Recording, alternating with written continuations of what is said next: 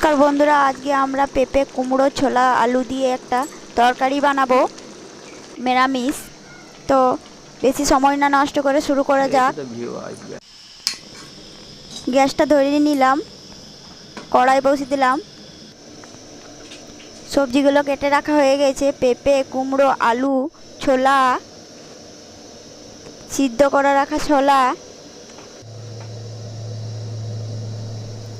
কড়াইয়ের মধ্যে অল্প একটু তেল দিয়ে দিলাম। তেলটা গরম হয়ে গেছে, দুটো শুকনো লঙ্কা, দুটো তেজপাতা আর গোটা জিরে অল্প,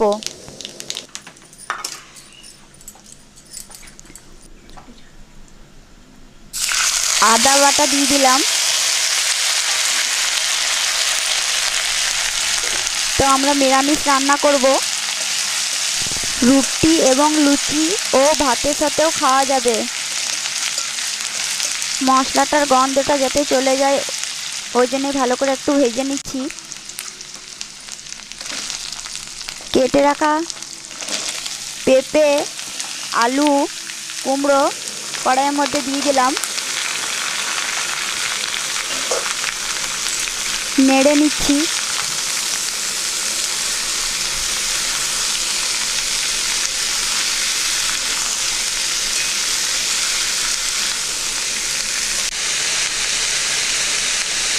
ছোলাগুলো সিদ্ধ হয়ে গেছে।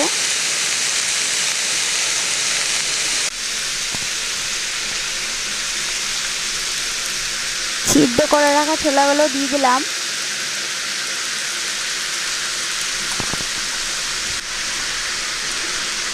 নেড়ে নিচ্ছি।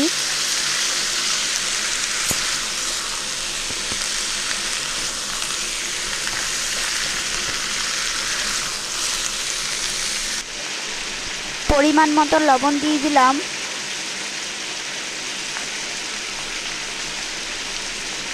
ছোট চামচের 1 চামচ মতো হলুদ দিয়ে দিলাম। নেড়ে নিচ্ছি।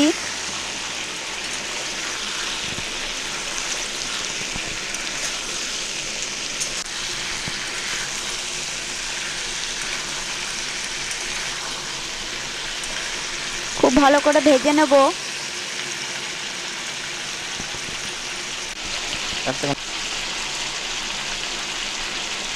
জিরের গুঁড়ো দিয়ে দিলাম 1 চামচ, লঙ্কার গুঁড়ো দিয়ে দিলাম 1 চামচ,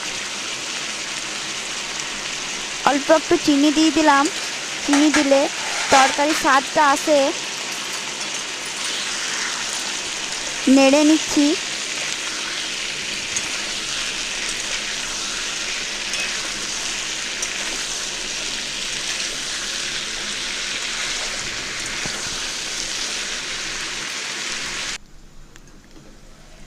ঢাকনাটা খুলে নিলাম।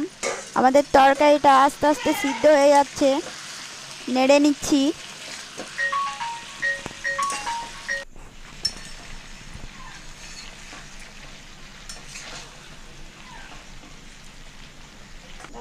এরপর আবার ঢেকে রেখে দেবো।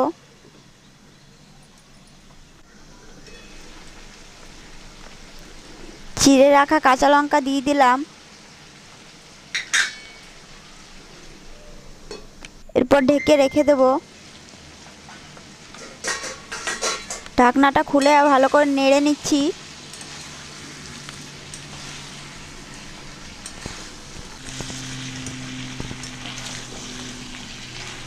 কুমড়ো ছোলার তরকারি পেঁপে দিয়ে আমাদের তৈরি হয়ে গেছে।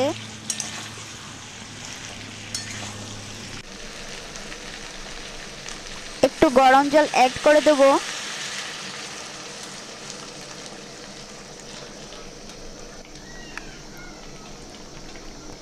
অল্প একটু ফুটিয়ে নেব। একটু মাখা মাখা করব। তো আমাদের ছোলা কুমড়োর তরকারি তৈরি হয়ে এসছে।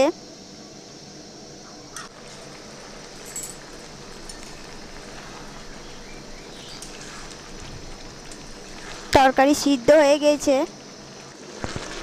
তো আমাদের ছোলা কুমড়োর তরকারি রেডি। এরপর নামিয়ে নেব। নামিয়ে নিচ্ছি। আজকের মতো এখানেই ভিডিও শেষ করলাম। দেখা হচ্ছে পরের ভিডিওতে। Tata, bye bye.